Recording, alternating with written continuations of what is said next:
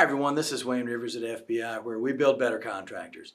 This week I want to talk about one key to inspiring employee loyalty. Before we get started, don't forget about boot camp. We've got Denver, Raleigh, and Dallas coming up this year, so contact Charlotte for more information there.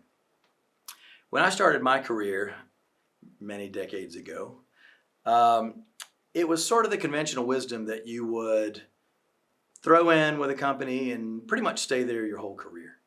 And as time has gone on, that has become less and less common.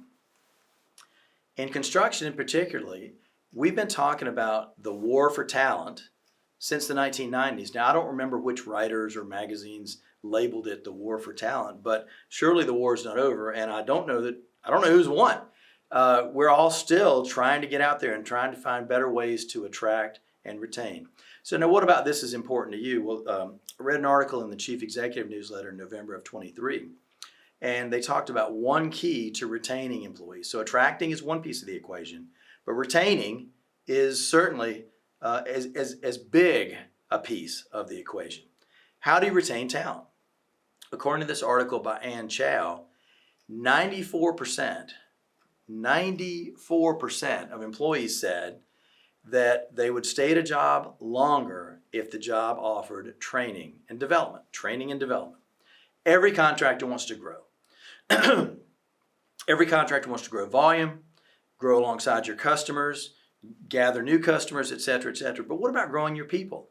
So people talk about growth, but you can't grow as a contractor. You can't grow your volume and your margins without simultaneously growing your people, right? And so Ann Chow, I guess proposes is the right word, that we forget about this training and development, because training sounds too rudimentary. It sounds like basic training, like, learn how to read and write, learn how to look at a blueprint. People always think about development and career development for their younger people, but what about their mid-level people and even their senior executives? What are we doing there to invest in their growth and development? So we won't call it training, just sounds too rudimentary. We're going to call it growth and career development. It's not cheap, it's not easy. You got to put some thought and some heart into it. And there's always the risk that you can invest in a person, invest in their growth and development, and they'll still leave you. On the other hand, if you don't invest in their growth and development, you've got an employee there that's not growing and developing. So which comes first, the chicken or the egg?